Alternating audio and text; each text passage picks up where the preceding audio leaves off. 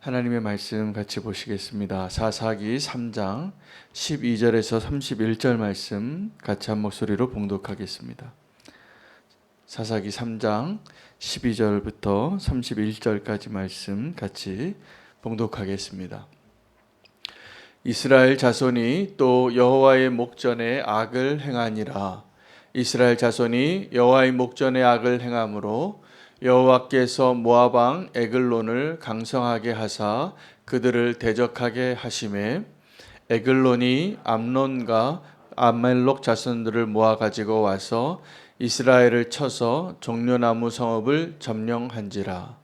이에 이스라엘 자손이 모압 왕 에글론을 18해 동안 섬기니라.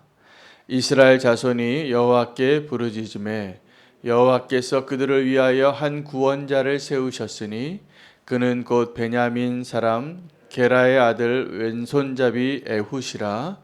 이스라엘 자손이 그를 통하여 모압 왕 에글론에게 공물을 바칠 때에 에훗이 길이가 한 규빗 되는 좌우에 날선 칼을 가지고 만들어 그의 오른쪽 허벅지 옷 속에 차고 공물을 모압 왕 에글론에게 바쳤는데 에글론은 매우 비둔한 자였더라. 에훗이 공물 바치기를 마친 후에 공물을 메고 온 자들을 보내고 자기는 길갈 근처 돌 뜨는 곳에서부터 돌아와서 이르되 왕이여 내가 은밀한 일을 왕에게 아뢰려 하나이다 하니 왕이 명령하여 조용히 하라 하매 모셔선 자들이 다 물러간지라. 에훗이 그에게로 들어가니 왕은 서늘한 다락방에 홀로 앉아 있는 중이라. 에훗이 이르되 내가 하나님의 명령을 받들어 왕에게 아랠 일이 있나이다 하매 왕이 그의 좌석에서 일어나니 에훗이 왼손을 뻗쳐 그의 오른쪽 허벅지 위에서 칼을 빼어 왕의 몸을 찌르매 칼자루도 나를 따라 들어가서 그 끝이 등 뒤까지 나갔고 그가 칼을 그의 몸에서 빼내지 아니하였으므로 기름이 칼날에 엉겼더라. 에훗이 현관에 나와서 다락문들을 뒤에서 닫아 잠그니라. 에훗이 나간 후에 왕의 신하들이 들어와서 다락문들이 잠겼음을 보고 이르되 왕이 분명히 서늘한 방에서 그의 발을 가리우신다 하고 그들이 오래 기다려도 왕이 다락문들을 열지 아니하는지라. 열쇠를 가지고 열어본즉 그들의 군주가 이미 땅에 엎드러져 죽었더라. 그들이 기다리는 동안에 에훗이 피하여 돌 뜨는 곳을 지나 스이라로 도망하니라. 그가 이르러 에브라임 산지에서 나팔을 불매 이스라엘 자손이 산지에서 그를 따라 내려오니 에훗이 앞서가며 그들에게 이르되 나를 따르라. 여호와께서 너희의 원수들인 모압을 너희의 손에 넘겨 주셨느니라 하매 무리가 에훗을 따라 내려가 모압 맞은편 요단강 나루를 장악하여 한 사람도 건너지 못하게 하였고 그때 모압 사람 약 10,000명을 죽였으니 모두 장사여 모두 용사라. 한 사람도 도망하지 못하였더라.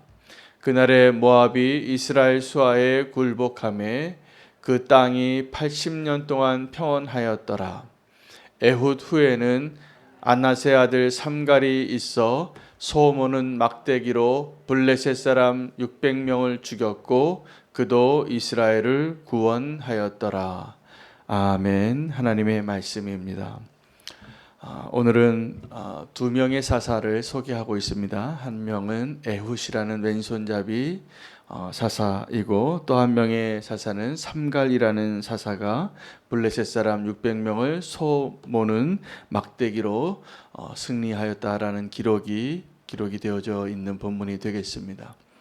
오늘 본문이 참 특이하게 두 명의 사사를 소개하면서 한 명의 사사에게는 굉장히 많은 지면을 할애하고 한 명의 사사를 소개하는 데는 한 절로 끝났습니다. 성경은 그냥 평범한 역사서도 아니고 또 어떠한 과학서도 아니고 어떠한 내용을 법률적으로 다 설명한 그러한 한 장르의 머물러 있지 않습니다. 하나님께서 우리 구원을 위하여 하나님이 어떠한 사람의 인생에 대해서는 마치 돋보기로 확대하여서 아주 자세하게 그의 마음에 일어나는 미세한 움직임과 그 음성까지도 다 기록하시고, 또 어떤 사람의 이야기는 그냥 다 지나가고 아무 일도 아닌 것처럼, 세계 역사에서는 너무 중요한 일인데 성경에서는 그냥 아무 일도 아닌 것처럼 기록한 것이 성경입니다. 왜 그랬냐 하면 그 하나님의 의도 가운데 그 우리가 정말 다 자세히 들여봐야 할 내용이 있고, 또 어떠한 경우는 이 세상의 가치관과 다른 하나님의 관점으로 바라봤을 때 이것이 중요하지 않다라고 여겨서 그렇게 하신 것도 있기 때문에 우리는 이 성경을 통하여 하나님의 관점에서 무엇을 바라봐야 하는가를 또 한번 배울 수 있습니다. 그래서 비교한다면 오늘 두 명의 사사를, 에훗의 이야기는 굉장히 자세히 들여다보게 하시고, 또 삼갈의 이야기는 한 줄이면 충분했던 인생이었다라고 우리가 평가할 수 있겠습니다. 그런데 오늘 이 세 번째 사사를 먼저 나누기를 원하는데요. 이 삼갈에 대한 이야기가 아주 짧게 소개되었지만 그가 실제로 우리가 생각하는 세상의 기준으로 그는 어떤 삶을 살았을까를 한번 상상해 본다면 그가 두 가지가 가능합니다. 사사였지만 그냥 너무나 평범한 사사였기 때문에 그냥 성경에서 하나님의 관점에서 그냥 무시하고 이렇게 짧게 기록하고 넘어갔다라고 생각할 수 있겠습니다. 첫 번째 가능성이고, 또 하나는, 두 번째 가능성은 그가 그 평범함 속에서도 하나님께서 충분히 하나님의 능력을 드러낼 수 있는 삶을 살았기 때문에 그의 기록은 짧았지만 하나님께서 그의 시대에 충분히 하나님의 능력을 다 드러냈다라고 볼 수도 있겠습니다. 대표적으로 그 사도행전에 사도를 다시 뽑았을 때 마지막에 가론 유다의 자리에 뽑혔던 마띠아라는 사람이 그렇게 그냥 그 사람이 뽑혀지기까지의 과정을 아주 자세하게 설명하지만, 그 사람이 뽑히고 나서 그 사람에 대한 이야기나 그 사람의 말은 별로 기록이 되어져 있지 않고 다시 등장하지도 않습니다. 그러나 그는 중요한 사람이 분명합니다. 그리고 그 역할을 다 감당해냈고 하나님께서 그 천국에서 그 12사도의 영광을 분명히 누리고 있을 분명한 그 사람입니다. 그러므로 우리는 오늘 우리가 이 세상에서 살아갈 때 우리의 인생을 누가 평가하고 우리의 삶이 어떠한 삶을 사는 것이 잘 사는 삶이고 무엇이 성공인가에 대해서 다시 한번 잘 생각해 볼 필요가 있습니다.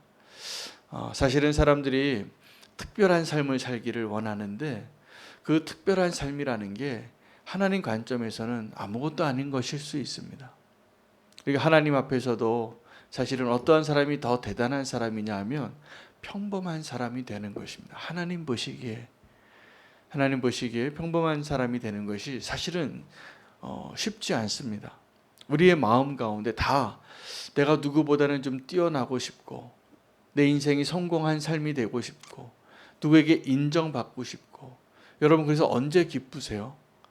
언제 행복하세요? 내가 다른 사람에게 인정받았을 때입니다. 대부분 사람들이 나에게 박수갈채 쳐주고, 내가 좀 뭔가 다른 사람보다 더 뛰어난 것 같고, 올림픽을 해도 금메달을 따야지 더 성공한 선수 같고, 사실은 올림픽이 그 3년 4년 동안 그때 최고의 자기의 기량을 발휘하기 위해서 그 땀방울들이 훨씬 아름다운 것 아닙니까? 그런데 우리는 메달을 따야 하지만, 그리고 순위를 집계해도 꼭 금메달 숫자만 세더라고요. 은메달 10개 따도 금메달 하나보다 더 쳐주지도 않더라고요. 그런데 다른 나라는 그 평가하는 방식이 달라요. 우리나라만 그래요. 우리나라만 그 순위를 그렇게 금메달 숫자로 연연해요. 사실은 모든 사람이 훌륭한 사람입니다. 올림픽 나올 정도로 실력이면 다 대단한 세계 수준급입니다. 참 대단한 거죠. 다 박수 쳐줄 만한 겁니다. 우리 인생도 우리는 세상에서 금메달 따는 사람만 스포트라이트를 받는 세상에 살지만 하나님 보시기에는 좀 다르실 것 같아요. 다 훌륭하다. 그거 안 해도 된다. 지금 이미 하나님께서는 우리를 만드시고 위대한 걸작품으로 여기셨거든요. 보시기에 좋았거든요. 우리의 인생 가운데 아무도 실패한 자가 없는데 우리는 왜 이렇게 다 실패자 같이 살아가는 느낌을 받고 살게 하는지 모르겠습니다. 우리에게 실패한 인생이 있을까요? 우리가 존재하고 지금 이렇게 하나님을 알아가고 우리가 하나님의 손으로 창조되어서 이 시간에 있는 것 자체가 지금 놀라운 기적이에요. 하나님이 기뻐하시는. 그리고 그러한 우리에게 하나님이 원하시는 것이 있다면 우리가 하나님을 찾아가고 알아가는 그 기쁨을 누리면서 구원받고 하나님의 자녀가 되는 걸 하나님 더 기뻐하시겠죠. 그런데 우리는 그러한 것들을 기뻐하고 그러한 것들을 성공이라고 인생의 성공이라고 여기기보다는 내가 이 세상에서 박수갈채 받는 어떤 자리에 올라서고 더 많이 벌고 더 높은 데 올라가고 더 많은 권력을 소유하고 이것을 성공이라고 생각할 때가 너무 많다는 것입니다. 오늘 우리가 그 생각을 좀 바꾸기를 원합니다. 제가 오늘 예배 시작하기 전에 우리 교회 입구에 있는 저 온도 측정기가 조금 이상이 생겼어요. 그래서 사람이 손을 갖다 대지도 않는데 자꾸 소리를 내요. 소리를 내서 저거 뭔가 좀 AS 센터에 한번 가봐야 되겠습니다. 그래서 계속 예배 시간에도 정상입니다. 정상입니다. 근데 제가 오늘 저 소리를 이렇게 듣다가 너무 웃기는 거예요. 저 고장난 기계가 자꾸 정상이라 그러는 거예요. 예배를 방해할 정도로. 정상입니다. 정상입니다. 그런데 저 고장난 기계가 자꾸 정상이라 그러니까 우리가 그게 정상인 줄 알고 사는 거예요. 웃기죠? 한번 생각해 보니까. 제가 오늘 아침에서 좀 묵상하다가 이렇게 여러분 같이 실소를 했어요. 아, 그렇구나. 우리가 이 세상에서 뭘 정상이라고 말하고 사는가? 여러분, 하나님 우리를 너무나 다 특별하게 만드셨잖아요. 우리 지문 하나 똑같지 않고 눈동자 하나 똑같지 않게. 한 사람 한 사람의 이야기가 다 하나님 보시기에는 다 기적 같은 놀라운 하나님의 기쁨이 되는 이야기인데 우리는 언제부턴가 누구보다 조금 돈을 좀 덜 갖고 있으면 내가 불행한 줄 알아요. 내가 누구보다 좀 더 높은 자리에 더 많은 것을 누리지 못하면 실패한 줄 알아요. 근데 그렇지 않습니다. 오늘 우리가 누군가와 비교하지 아니하고 하나님 눈에 내가 얼마나 소중한 사람인가를 발견하는 은혜가 먼저 있기를 축복합니다. 근데 사실 오늘 정말 얘기할 사람은 본문에서 하나님 더 많이 들여다보라고 얘기한 사람은 에훗이라는 두 번째 사사입니다.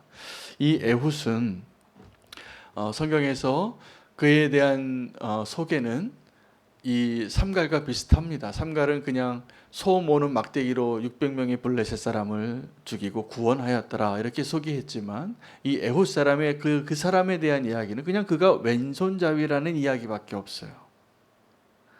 왼손잡이. 그런데 여러분, 왜 왼손잡이라고 굳이 표현했을까요? 다 오른손잡이니까 그래요. 다 오른손잡이인데 특별히 이 사람이 왼손잡이 에훗이 더 특별한 이유는 그가 베냐민 지파 사람입니다. 근데 베냐민이라는 뜻이 벤이 아들이라는 뜻이에요. 근데 야민이라는 뜻은 오른손이라는 뜻이에요. 그러니까 오른손의 아들들의 지파가 베냐민이에요. 왜냐하면 베냐민은 더 하나님의 사랑을 받은 지파입니다. 여러분, 하나님의 손 중에서 오른손이 더 위대합니까? 왼손이 더 위대합니까? 네, 양손 다 위대하세요. 그런데 우리는 오른손이 더 위대하다고 그때 당시에 사람들이 오른손 쓰는 사람이 많으니까 하나님에 대한 우리의 생각도 하나님의 오른손이 더 권능을 가지고 있다고. 그걸 어디서 발견할 수 있냐면 야곱이 요셉의 두 아들을 축복하는데 에브라임과 므낫세를 축복할 때 요셉은 자기의 아들을 아버지에게 첫째 아들이 므낫세였는데 므낫세에게 더 많은 축복을 주기를 원해서 므낫세에게 할아버지인 야곱의 오른손이 가도록 앉혔습니다. 뒤에서. 근데 이 나이 많은 야곱이 마지막에 유언과 같이 축복하려고 하는데 손을 엇갈리게 축복을 했어요. 엇갈리게 축복하니까 이 그동안에 살아왔던 관습에 의하면 장자에게 오른손이 가야 되는데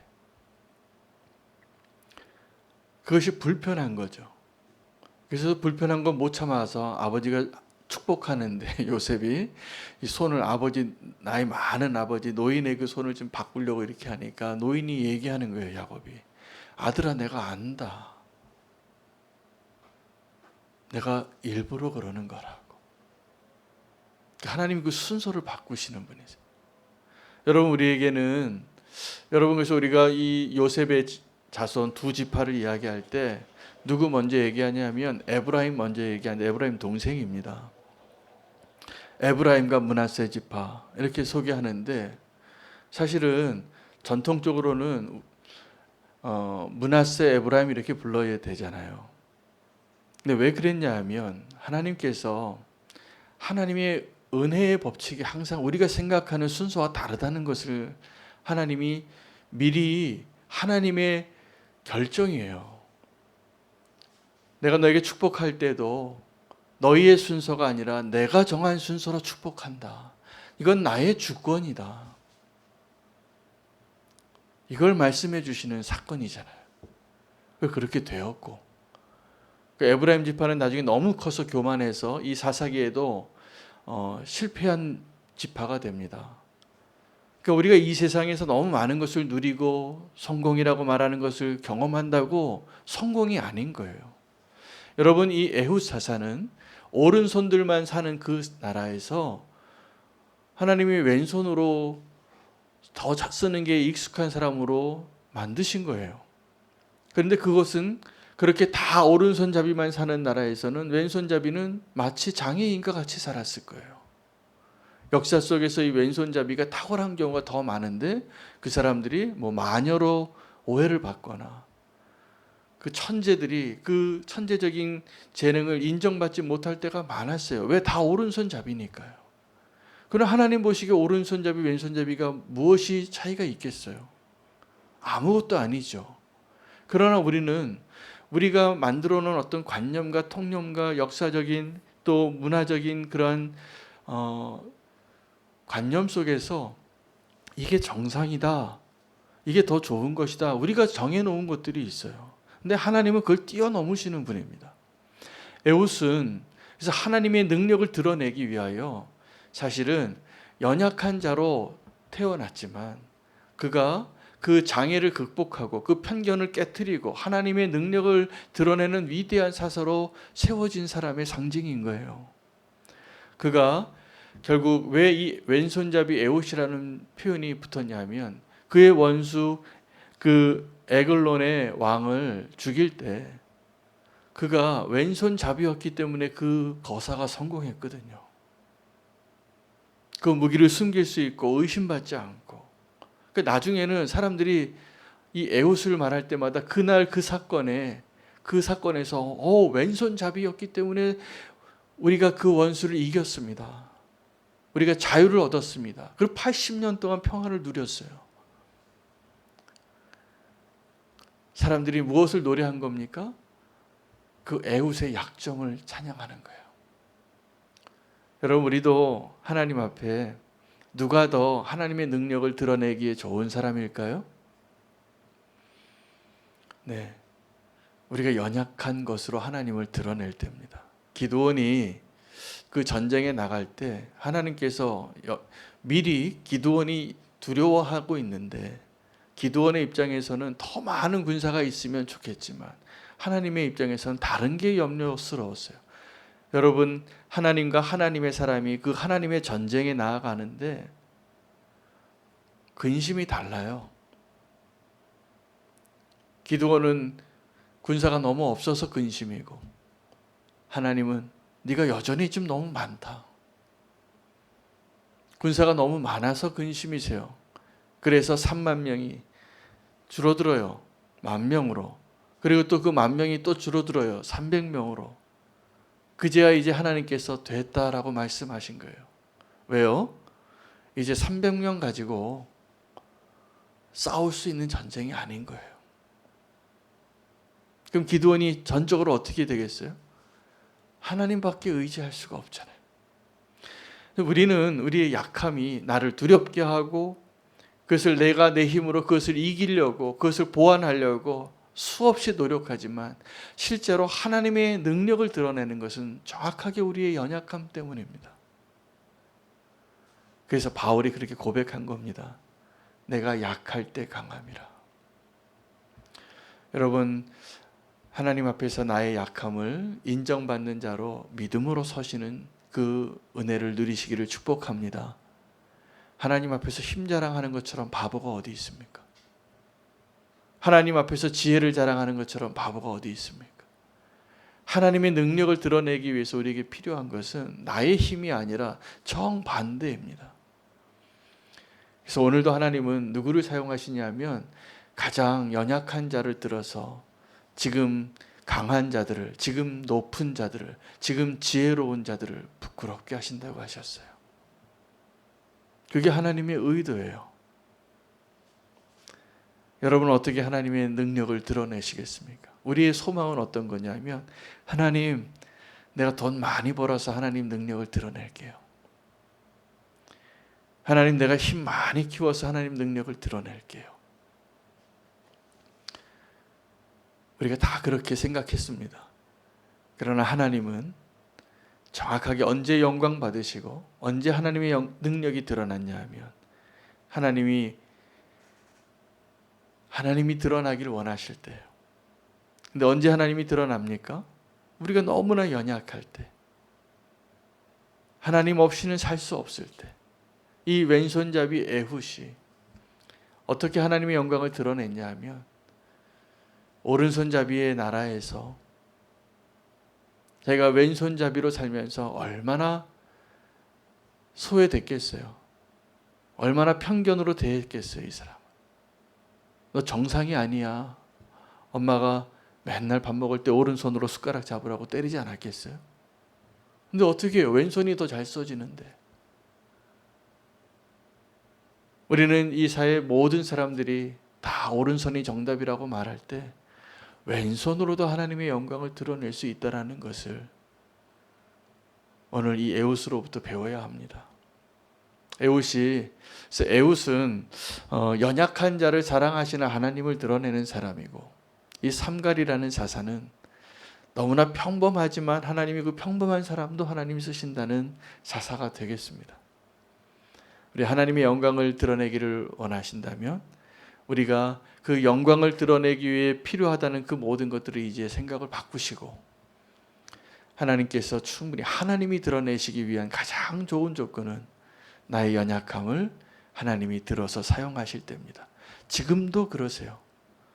하나님이 제일 사용할 수 없는 사람이 교만한 사람이고 오만한 사람이잖아요. 그래서 복 있는 사람은 그 교만하고 오만하고 악한 자의 길에 서지 않는 사람이에요. 여러분, 우리가 겸손해지는 길은 다른 것이 아니라 하나님의 말씀으로 가능할 겁니다. 내 의도로 내가 겸손한 척하고 나의 태도로 때로는 그 겸손도 오만함의 증거일 수도 있는 거죠. 우리가 하나님 보시기에 진정한 겸손은 하나님의 말씀으로 하나님 앞에 서서 하나님의 능력이 드러나기를 원하고 하나님이 하나님 되시기를 소망하는 그 마음으로 사는 그 사람을 하나님 기뻐하실 겁니다. 그 겸손함의 상징은 예수님이십니다. 우리가 예수님 닮아가면 겸손하게 되는 겁니다. 말씀대로 살면 우리가 축복받기에 충분한 겸손한 자가 되는 것입니다. 하나님의 능력을 드러내기에 충분한 겸손한 자가 될 것이라고 저는 믿습니다. 우리가 세상의 기준이나 나의 생각으로 살지 아니하고 하나님의 말씀과 또 예수님을 따라가는 모습으로 오늘 하나님의 능력을 더 드러내는 자로 에훗과 같이 또 삼갈과 같이 설 수 있기를 축복합니다. 오늘 말씀 붙잡으시고 하나님의 능력을 드러내는 사람이 되게 해달라고 기도하겠습니다. 오늘 함께 기도하기를 원하는 성도님들 위해서 기도하기를 원합니다. 우리 이범춘 집사님 직장에서 또 확진자가 있어서 또 검사를 받으셨다고 하는데 아마 오늘 오전에 그 결과를 받으실 것 같은데 음성 결과 나올 수 있도록 기도해 주시고, 우리 김미정 집사님 또 오늘 병원에서 결과를 듣는 날입니다. 그 암 재발되지 않도록 기도해 주시고 하나님께서 깨끗하게 낫게 해주시도록 함께 우리 이범준 집사님, 김미정 집사님 함께 중보하면서 오늘 말씀 붙잡고 기도하겠습니다. 주여, 주님 감사합니다. 오늘 하나님의 능력을 드러내기 위하여 무엇이 필요한지 분명하게 말씀